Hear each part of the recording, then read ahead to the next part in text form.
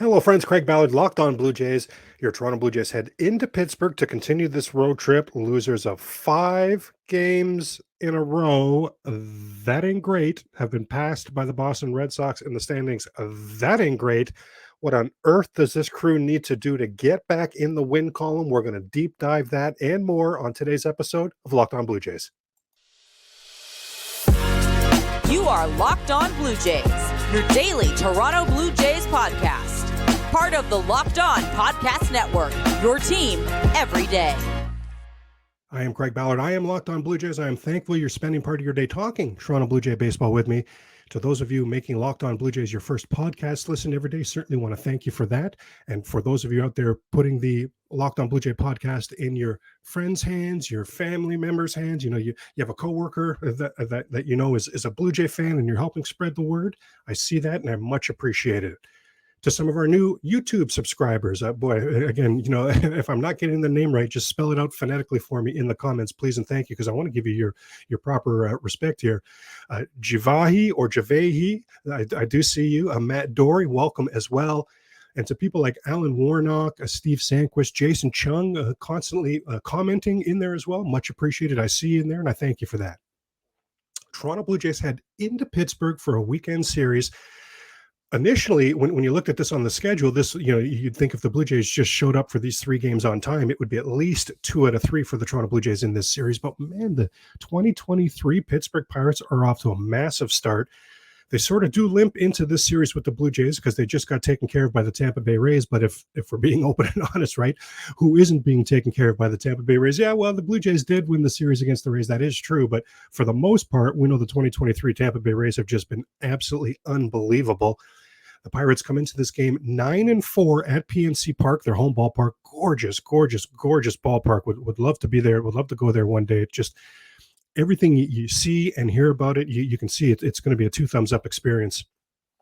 This will only be the 19th, 20th, and 21st game all time between these two franchises. Not a lot of history between these two. Blue Jays lead the overall series 11-7 so far, and that includes actually Jays have won 6 of the last 7 meetings between these two teams, which does include last season when these two teams got together at PNC Park and the Blue Jays swept that series. You might remember that it was a 4-0 game 1, 4-1 game 2, and then a 4-3 thriller to close off that if I remember correctly as well, that was a weekend series to close off that sweep.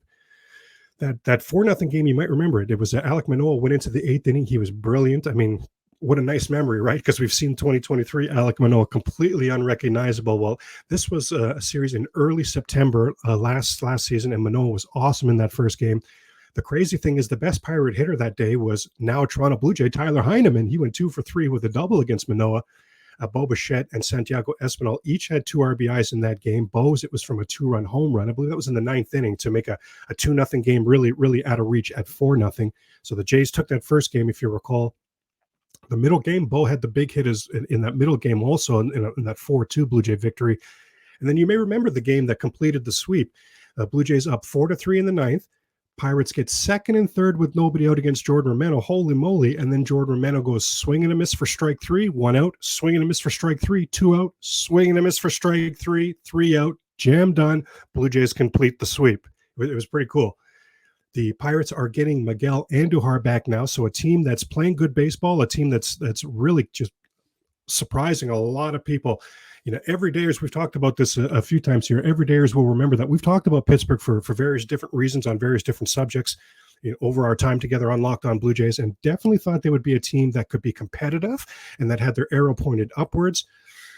But this overall really, really good start to 2023, I simply did not see that coming. And now this team that's off to such a good start, getting Miguel Andujar back. Brian Reynolds is the only Pirate currently hitting over 300. Now his OPS is at 950, and going to have to keep an eye on Brian Reynolds in this series. Think about how you felt in the Houston series every time a Yordan Alvarez came to the plate. Like Brian Reynolds is on an absolute heater right now. This guy is on one right now. He'll be the key in all 3 of these games. Blue Jays going to need to find a way to try to slow him down. He's on absolute fire right now. Jack Sawinski, 946 OPS. The Pirates have Connor Joe, who came over from Colorado this season. He's having a breakout season. His OPS just under 1,000. Now, I talk about Brian Reynolds being on a heater. Connor Joe, luckily, not on a heater at all. He's really struggled the last few games, so hopefully that's going to continue. Worth noting, Connor Joe already has 3 triples so far this season. My goodness. Okay. Oh boy. And the veterans that the Pirates have, it's a nightmare group of veterans. Andrew McCutchen, I mean, that's a feel-good story, right? It's good to see him back with Pittsburgh. He's never really tormented the Blue Jays, but they've got G-Man Choi, former Tampa Bay Ray, who has definitely tormented the Blue Jays, and Carlos Santana. We know Carlos Santana has dominated the Blue Jays in the past, has been a nightmare for the Blue Jays in the past, and here he is for this 3-game series. The closer in Pittsburgh, David Bednar, a lot of Blue Jay fans really wanted the Jays to make a push for him. You could see why a lot of teams wanted to make a push at Bednar last season. So good, my gosh. And this season in particular, how about lights out? He's converted 9 of 10 saves so far this season, just 1 earned run. In 13 innings pitched, he struck out 17 batters. He has been extremely good. Back with more Locked On Blue Jays in just a moment as we continue to deep dive this weekend series in Pittsburgh. Locked On Blue Jays, of course, part of the Locked On Podcast Network, your team every day. And a reminder, you can catch this weekend series, all the games on Sirius XM. Try it for free for 30 days, just enough time to try it and then completely forget about it, right? Well, in fact, over 80% of people have subscriptions they forgot about. You could be wasting money and not even realizing it. Rocket Money helps you find those forgotten subscriptions so you can stop paying for the ones you don't use. Do you know how much your subscriptions really cost?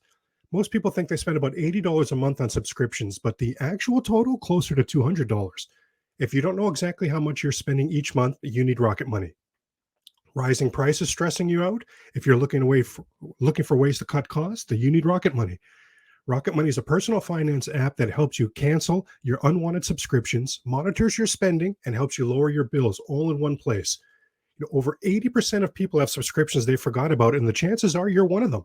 Like that Stars app to watch that one show, or that free gaming app, or that free gaming trial you never actually used. Rocket Money will quickly and easily find your subscriptions for you.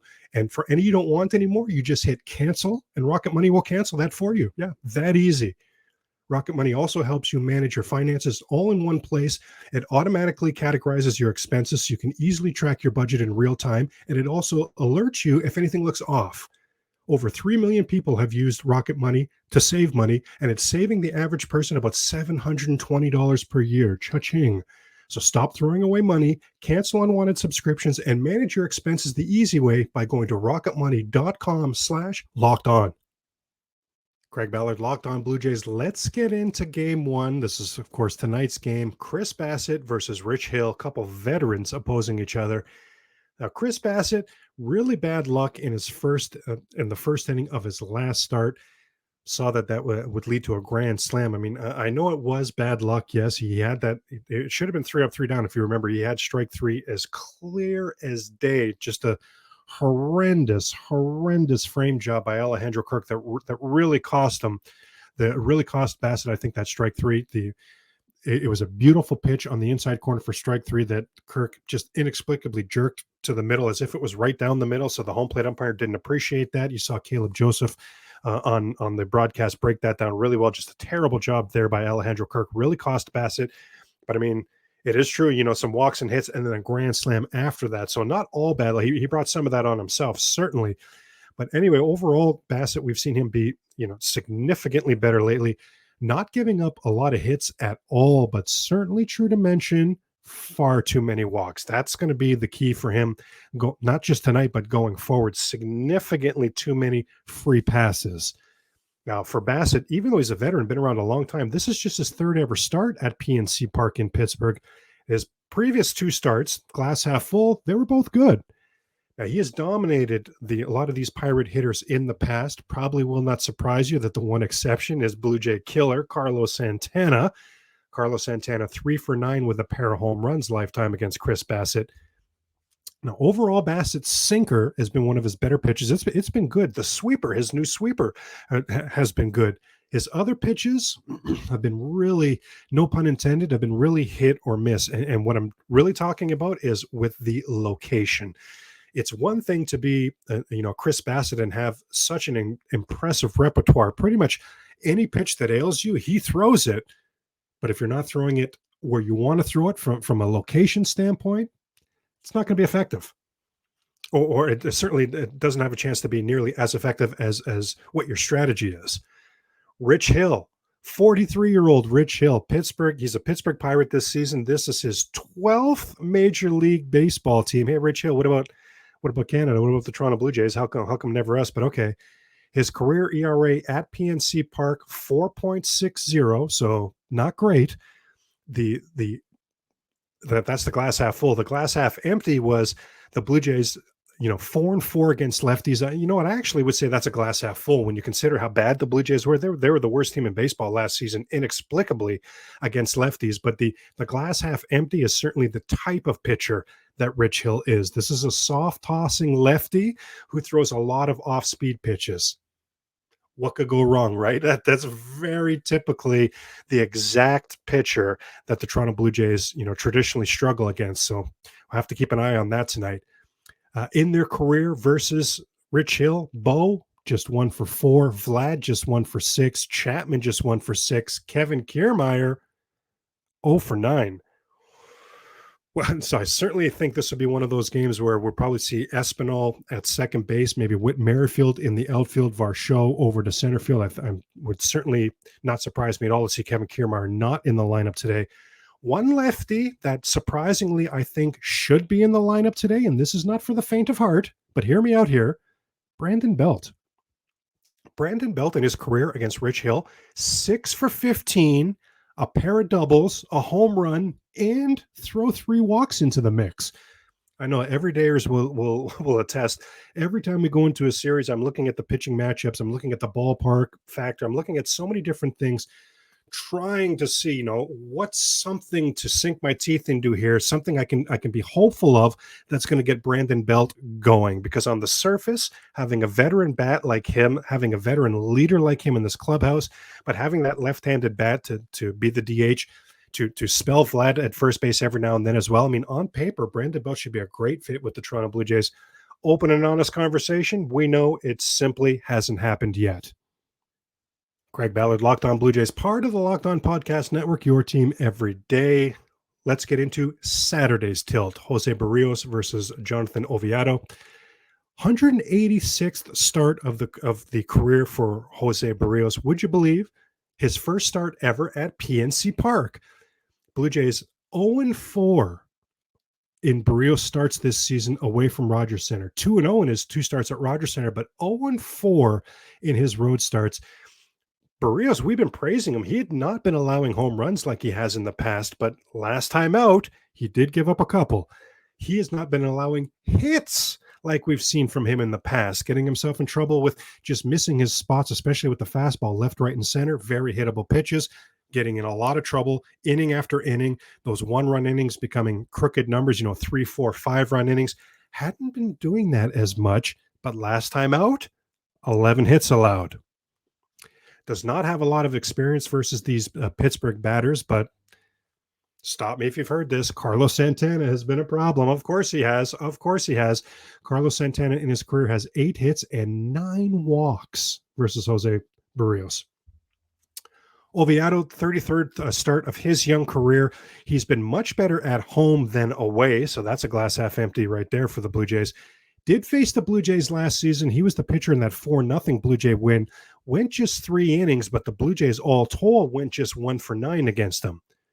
Oviedo runs the fastball up there in the mid-90s. That's legit, right? But his slider's his best pitch, and it's taken over as his main pitch this season. We're really seeing him sort of develop as a pitcher right before our eyes this season. He'll mix in a curveball. It's been effective, but the Blue Jays really need to look for it and pick out that fastball and do damage to that fastball. I know it's up there in the mid-high 90s. It's a legitimate fastball, but this is a roster that can do damage to fastballs. Blue Jays are catching Oviedo at a good time, actually.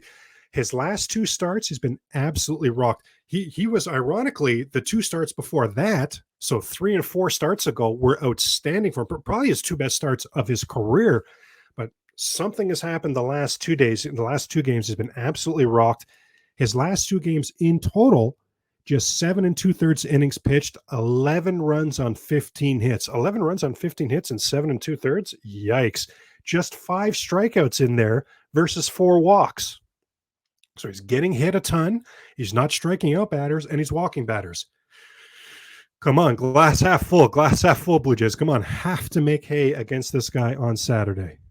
And then last, certainly not least, the Sunday finale. Will the Blue Jays be going for the sweep on Sunday? I certainly hope so.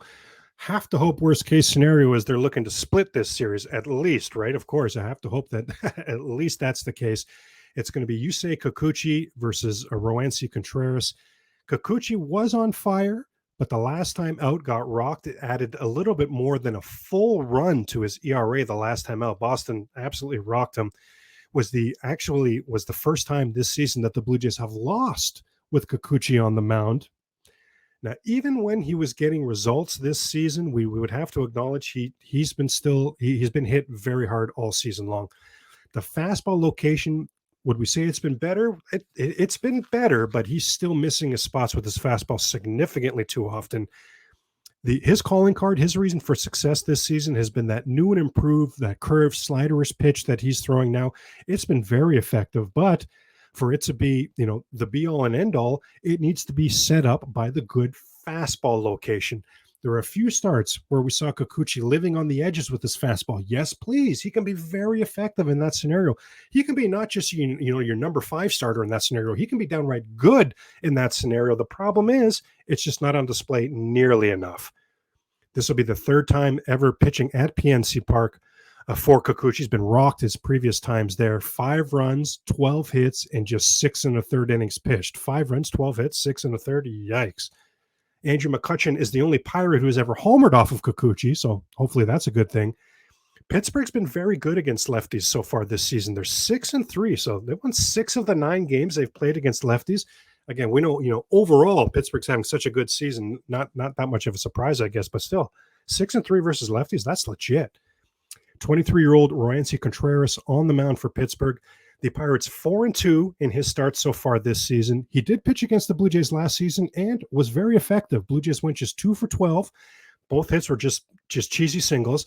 Matt Chapman actually in that game went 0 for 3 with 3 strikeouts.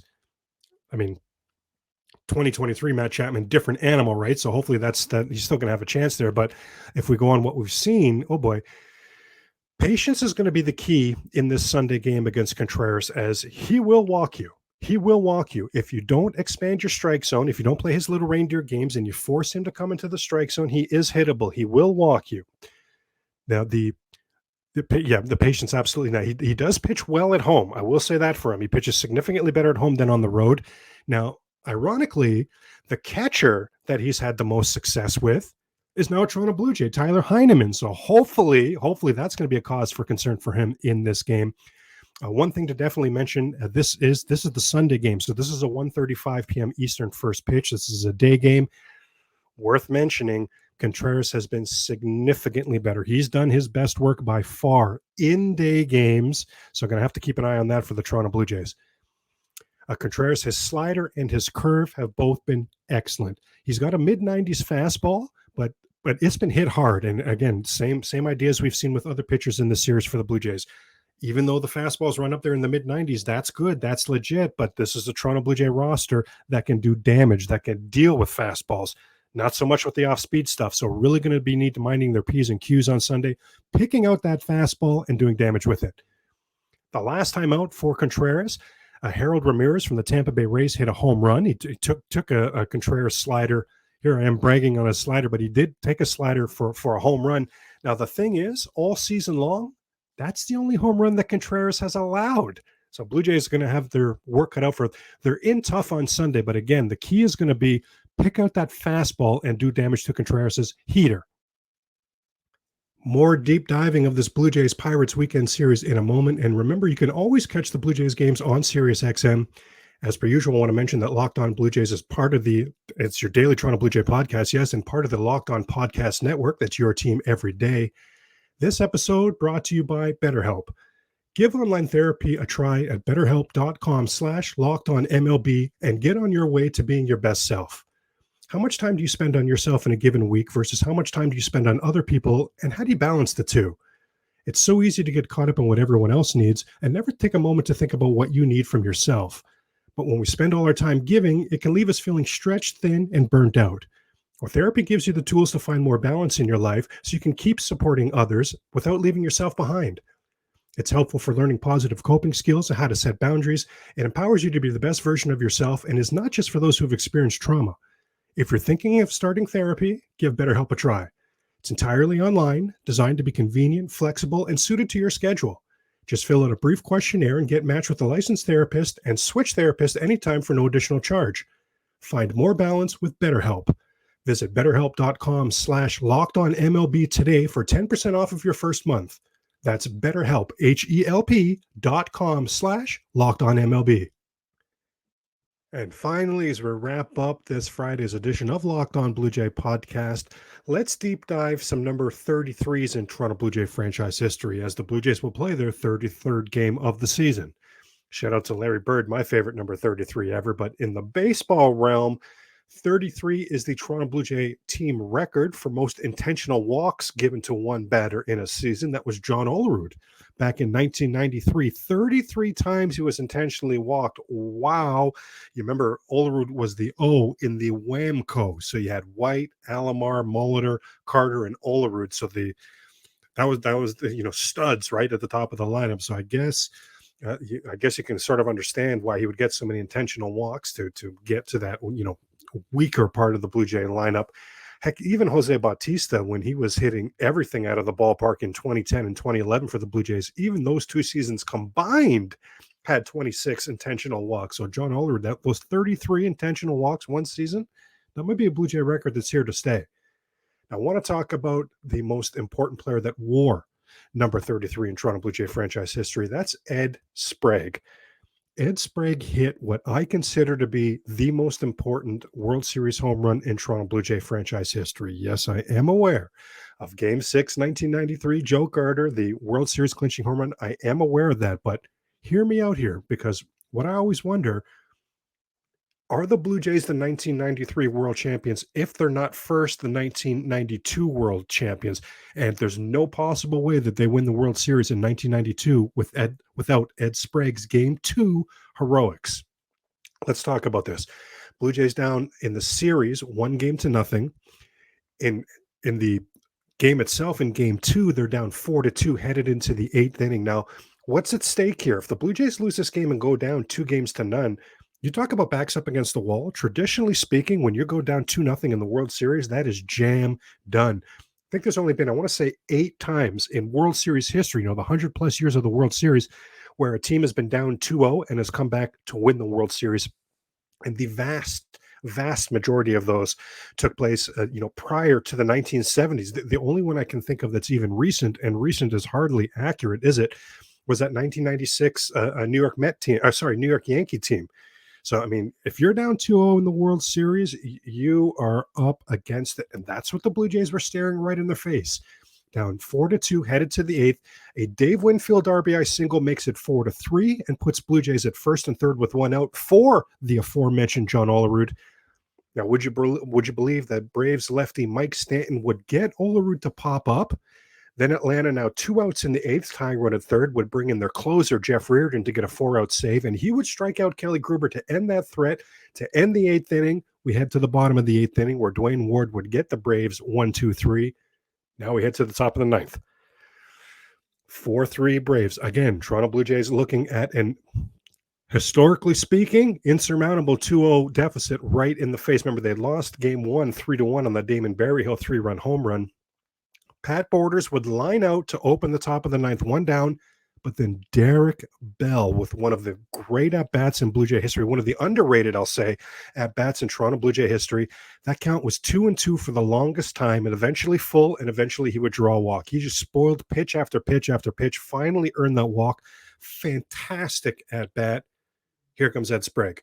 Now, Ed Sprague's wife, what was her name? I think her name was Kristen Babb Sprague. Do you remember her? So she was fresh off of that Olympic controversy. If you remember the 1992 Olympic controversy, it was either synchronized swimming or diving. I'll say diving. It was either synchronized swimming or diving. It was a swimming event. And Ed Sprague's wife won the gold medal because one of the judges screwed up on submitting a score for the Canadian athlete. So the Canadian should have won the gold because of this controversial, screw up of the scoring. Kristen Babb Sprague won the gold for the U.S., and she's in attendance. Ed Sprague, again, remember, this is an epic at-bat to Derek Bell. A lot of pitches, right? And Reardon was already in the 8th inning. So Ed Sprague goes up to think, okay, Reardon's going to be looking for a quick resolution to this at-bat. Probably going to start me with a fastball. He was looking fastball, got fastball, first pitch, deposits it in the left field seats directly over Deion Sanders. Yeah, that Deion Sanders directly over Deion's head for the home run. Blue Jays would take a 5-4 lead. I'll never forget Ed Sprague and Derek Bell celebrating with each other at home plate. They just yelled out such a primal scream. They knew they were up against it. They knew this was go time. They were in a lot of trouble here. Such heroics. You could hear a pin drop in that stadium, except Kristen Babbs Sprague. She was there. She was in attendance. She was going nuts cheering for her husband, right? You could hear a pin drop, except the wife, Kristen Babbs Sprague, celebrating like crazy. Now, in the bottom of the 9th, I mean, Tom Henke would do his thing. You know, Tom Henke has a really good reputation in Blue Jay lore, and I sort of get why, but he was never a 3-up, 3-down pitcher. He was always drama. He would hit a batter in the bottom of the 9th. Oh my gosh. He would walk a batter in the bottom of the 9th. Oh my goodness. But did close it out, did close that door. That series now even at 1. Blue Jays would go on to take control in the very next game of that series and go on, of course, to win that World Series. Now, if the Blue Jays don't win that 92 World Series, and this is why I say, does the Joe Carter home run even exist? Does the opportunity even exist in 93? Because if the Blue Jays aren't going into the 93 season, if they're not the defending World Series champions, thanks to that Ed Sprague heroics, does Paul Molitor sign elsewhere? Does Dave Stewart sign elsewhere? Does Ricky Henderson agree to waive his no-trade clause to the Toronto Blue Jays if they're not, way up there, establish themselves as the defending champs? I don't know, but certainly, in my opinion anyway, some food for thought. But that Ed Sprague home run, massive. Any way you slice it. Even if you could show me, even if you have a way to show me that, oh no, Craig, no matter what the Blue Jays were winning in 93, either way, to have been back-to-back champions, though, that Ed Sprague home run, monumental. That's a wrap for this week's Locked On Blue Jays. Have a great weekend, hopefully full of Toronto Blue Jay victories. My goodness, we haven't seen many of those this past week, right? And remember, you can always catch the Blue Jay games on Sirius XM, and I'll see you on Monday.